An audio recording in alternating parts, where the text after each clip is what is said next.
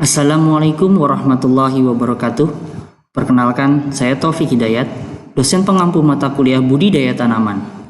Pada kesempatan kali ini, kita akan mengenal budidaya tanaman lebih mendalam, dimulai dari sejarah budidaya tanaman, perkembangan pertanian di Indonesia saat ini, tantangan serta kendala yang dihadapi, kemudian dilanjutkan mengenai gambaran pertanian di masa hadapan.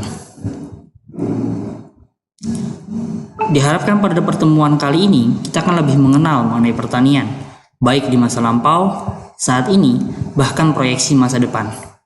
Untuk mencapai hal tersebut, maka hari ini kita akan mempelajari mengenai sejarah pertanian, potensi pertanian di Indonesia, impor dan ekspor, komoditas spesial beras, kendala dan tantangan pertanian di Indonesia, serta pertanian di masa depan. Jika kita kembali membaca sejarah dunia, maka periode perkembangan manusia dimulai dari masa gathering atau masa mengumpulkan.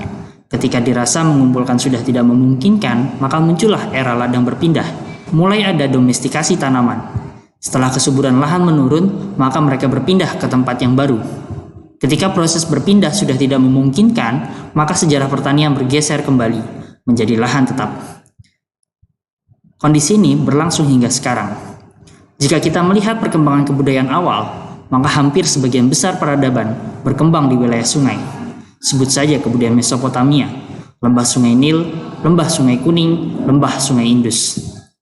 Artinya, akses peradaban tersebut kepada air sebagai faktor utama budidaya tanaman menjadi faktor penting. Pada ilustrasi di atas dapat dilihat bahwa waktu perkembangan komoditas pertanian, baik tanaman maupun ternak yang dikembangkan berbeda-beda. Perkembangan tersebut sangat bergantung kepada kondisi lingkungan yang ada. Daerah dengan 4 musim lebih mengembangkan tanaman gandum, serta ternak sebagai sumber protein pakan utama. Daerah dengan kondisi lingkungan yang lebih kering lebih mengembangkan kepada millet serta umbi-umbian. Kondisi dengan air lebih melimpah, maka yang dikembangkan lebih banyak kepada padi. Padi sendiri dikembangkan sesuai dengan selera. Bangsa India yang lebih menyukai kari mengembangkan beras yang perah, yang sedikit lebih keras dan enak dimakan dengan kuah. Bangsa Jepang dan Cina yang menggunakan sumpit lebih mengedepankan beras yang pulen. Keanekaragaman komoditas budidaya terus berkembang hingga sekarang. Di Indonesia sendiri, beberapa sayuran yang sebelumnya belum pernah dikonsumsi dan ditanam mulai diproduksi. Sebut saja brokoli, asparagus, dan beet. Mari kita bergeser ke Indonesia, negara kita, negeri yang memiliki julukan sebagai negara agraris. Indonesia memiliki lebih dari 17.000 pulau, menjadikan Indonesia sebagai negara kepulauan terbanyak di dunia. Lahannya subur, dikarenakan sering memiliki asupan mikronutrien dari letusan gunung berapi yang jumlahnya hampir 150 gunung. Selain itu, Indonesia terletak di ekuator dengan panjang hari yang sama, memungkinkan budidaya pertanian sepanjang tahun. Hal ini pula yang menjadikan biodiversitas di Indonesia menempati ukuran kedua di dunia setelah Brazil. Hal ini menyebabkan jumlah penduduk di Indonesia mencapai lebih dari 250 juta jiwa dan hampir 40% atau 100 juta jiwa penduduknya bekerja di sektor pertanian. Potensi yang luar biasa untuk suatu negara.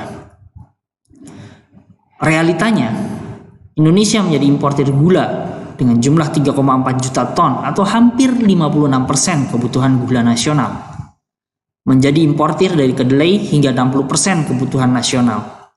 Daging sapi hingga 40% kebutuhan daging nasional. Gandum bahkan mencapai 95% kebutuhan nasional. Negeri dengan garis pantai terpanjang harus mengimpor 83 kebutuhan garam nasional. Yang lebih riskan lagi, Indonesia masih mengimpor buah hingga 1,15 juta dolar. Impor produk pertanian tersebut disebabkan oleh beberapa hal, diantaranya yaitu kondisi pabrik gula yang semakin menua, dengan hasil rendemen gula yang rendah. Preferensi konsumen untuk memilih kedelai impor dengan berbagai alasan, seperti lebih baiknya tampilan, bahkan alasan klasik ibu rumah tangga. Tempe yang dibuat dari kedelai impor lebih enak untuk dipotong bila dibandingkan dengan tempe yang dibuat dari kedelai lokal. Sapi Indonesia yang high cost production dengan sistem kandang. dengan tenaga mencari rumput yang besar sehingga sapi-sapi yang kurus. Bandingkan dengan sistem pastura yang diterapkan di negara penghasil daging seperti Australia. Gandum sulit untuk dibudidayakan di Indonesia dengan tingkat konsumsi yang tinggi. Sebut saja roti, mie instan, gorengan, olahan tepung lainnya. Sistem pengeringan garam dengan tingkat kelembaban yang tinggi menyebabkan masih tingginya kadar air pada garam. Padahal garam yang baik adalah garam dengan kadar air yang rendah. Preferensi masyarakat dengan mengkonsumsi buah-buahan impor seperti apel Washington, pisang Cavendish, jeruk Sunkist, anggur merah, kiwi, pir lebih tinggi bila dibandingkan dengan buah lokal seperti anggur Bali dengan rasa yang lebih asam, jeruk Pontianak dengan kulit yang terkadang ada jamurnya, pisang susu dengan banyaknya bintik hitam pada kulit. Hal ini ditambah dengan persaingan dengan komoditas utama yaitu beras. Bahkan untuk komoditas satu ini muncul stigma belum makan kalau belum makan nasi. Padahal sudah makan lontong 2 bungkus. Pentingnya beras makin terlihat dari sistem penamaannya. Saat masih ditanam namanya pari. Setelah dilepas dari batangnya namanya gabah. Batang sisanya namanya sekam. Gabah dilepas kulitnya namanya beras. Sisa kulit arinya namanya sekam. Dimasak menjadi nasi. Jika kebanyakan air berubah menjadi bubur. Nasi yang nempel di panci namanya intip. Nasi kalau satu bahasa Jawanya upo. Dibungkus daun kelapa namanya ketupat. Dibungkus daun pisang namanya lontong. Hal ini menjadi suatu hal yang wajar jika konsumsi beras nasional mencapai 46,16 juta ton atau mendekati 100 kg per orang per tahun. Konsumsi yang sangat tinggi sekali. Padahal untuk mencukupi kebutuhan tersebut harus dicukupi oleh sawah irigasi dengan luasan hanya 4,8 juta hektar. Kebutuhan ini semakin meningkat melihat laju pertumbuhan penduduk sebesar 1,4% per tahun. Padahal lahan pertanian selalu berkurang 80.000 hektar per tahun akibat konversi lahan. Jangan berkecil hati, Indonesia masih mampu mengekspor komoditas pertaniannya. Indonesia mampu mencukupi 61% kebutuhan minyak sawit dunia dan menjadi eksportir nomor 1 sawit. 37% kebutuhan karet dunia juga disuplai dari Indonesia, menjadikan Indonesia nomor 2 setelah Thailand. Indonesia juga menjadi eksportir biji kakao dengan urutan nomor 6 dunia dan biji kopi dengan urutan 4 dunia. 23% kebutuhan vanila dunia juga dicukupi dari Indonesia, menjadi negara nomor 2 eksportir vanila. Yang menakjubkan lagi, 90% kebutuhan akan minyak nilam dunia dicukupi dari Indonesia. Namun, jangan terlalu sombong. Perlu diingat, 20% lahan sawit di Indonesia milik perusahaan Malaysia. Belum lagi perusahaan asing lainnya. Industri karet juga mengalami banyak kendala, termasuk harga yang tidak stabil. Coklat? Kalau kita bertanya, coklat mana yang paling terkenal? Semua akan menjawab coklat Swiss. Kopi tidak lepas dari gonjang-ganjing permasalahan yang ada. Vanila yang dikatakan sebagai emas hijau dengan harga mencapai 5-6 juta per kilogram. Tapi jangan lupa kita juga importir untuk produk olahan untuk vanila dan nilam. Produk turunannya salah satunya adalah bahan untuk kosmetik dan juga untuk es krim. Jika kita lihat lebih mendalam, pemain dalam bisnis pertanian dibagi menjadi BUMN atau perusahaan milik pemerintah, perusahaan swasta, dan petani kecil. Jika kita melihat segi produksi yang meliputi sarana prasarana serta keilmuan pengusahanya, perusahaan swasta dan BUMN jauh lebih baik bila dibandingkan dengan petani kecil. Begitu juga untuk distribusinya.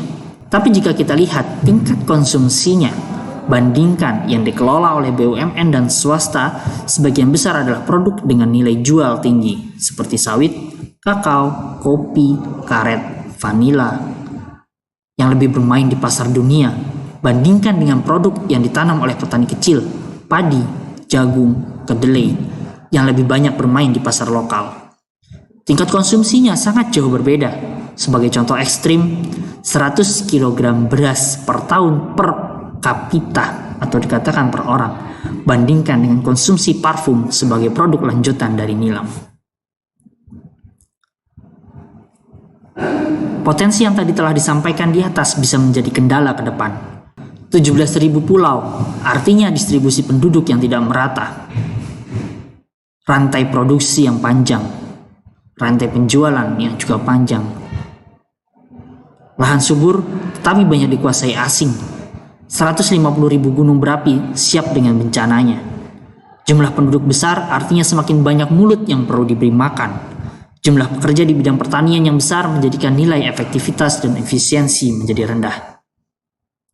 Hal tersebut ditambah dengan penyusutan lahan, penambahan jumlah penduduk, jumlah petani yang banyak dengan kepemilikan lahan rendah, efisiensi produksi rendah, ditambah dengan produktivitas rendah, menjadikan pertanian di Indonesia semakin menantang. Berkaca dari teknologi yang ada saat ini, jika dirangkum, maka pertanian ke depan akan menjadi full automated. Adanya drone untuk pemantauan lahan, agribot, robot yang dapat melakukan budidaya tanaman, mulai dari persiapan lahan hingga panen, dilengkapi dengan smart traktor tanpa adanya operator, bahkan kesehatan dan kebutuhan ternak yang otomatis terpantau. Semua ini dikendalikan oleh petani yang duduk di rumah sambil melihat laptop. Dengan gambaran pertanian, baik di masa lampau, saat ini, dan proyeksi ke depan, ada sebuah pertanyaan yang kita renungkan bersama. Apakah dengan teknologi yang ada saat ini dan proyeksi masa depan dapat menyelesaikan permasalahan yang muncul tersebut? Terima kasih. Akhir kalam, wassalamualaikum warahmatullahi wabarakatuh.